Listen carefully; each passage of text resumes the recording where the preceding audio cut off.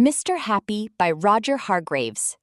On the other side of the world, where the sun shines hotter than here, and where trees are 100 feet tall, there is a country called Happy Land. As you might very well expect, everybody who lives in Happy Land is as happy as the day is long. Wherever you go, you see smiling faces all round. It's such a happy place that even the flowers seem to smile in Happy Land.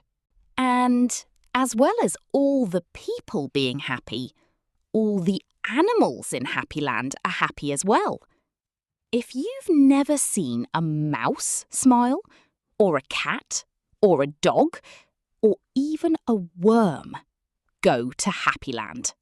This is a story about someone who lived there who happened to be called Mr. Happy. Mr. Happy was fat and round and happy. He lived in a small cottage beside a lake at the foot of a mountain and close to a wood in Happy Land.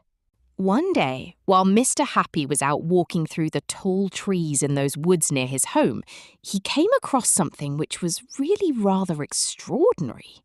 There in the trunk of one of the very tall trees was a door.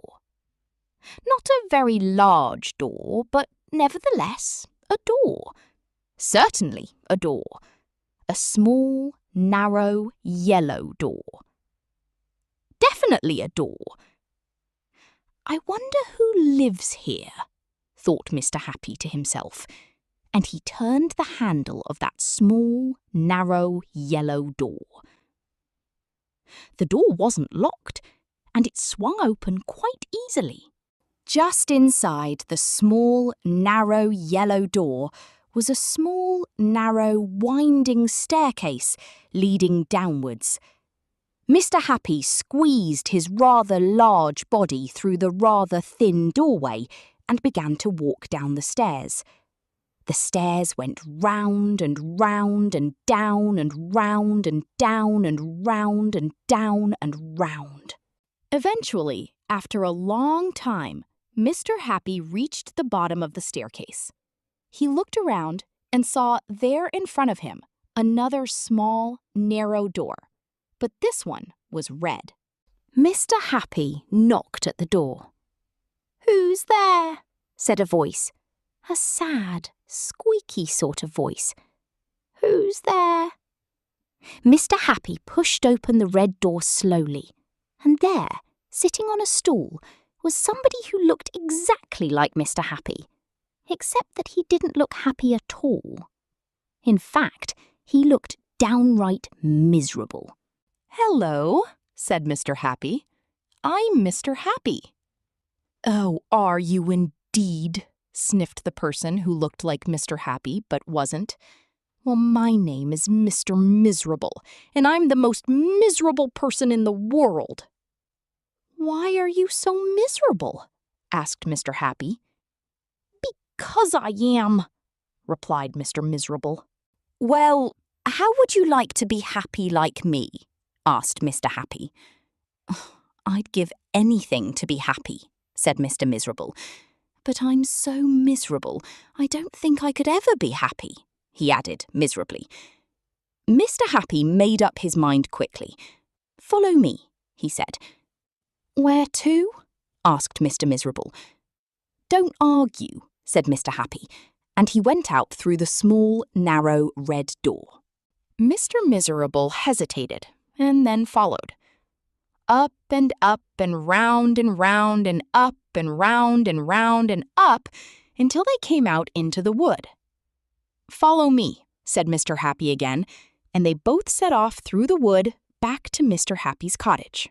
Mr. Miserable stayed in Mr. Happy's cottage for quite some time, and during that time, the most remarkable thing happened.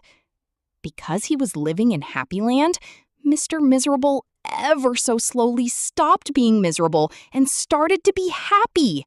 His mouth stopped turning down at the corners, and ever so slowly, it started turning up at the corners. And Mr. Miserable did something that he'd never done in the world of his life. He smiled, and then he chuckled which turned into a giggle, which became a laugh. A big, booming, hearty, huge, giant, large, enormous laugh. And Mr. Happy was so surprised that he started to laugh as well. And both of them laughed and laughed. They laughed until their sides hurt and their eyes watered.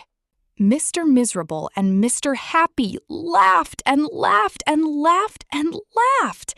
They went outside and still they laughed. And because they were laughing so much, everybody who saw them started laughing as well.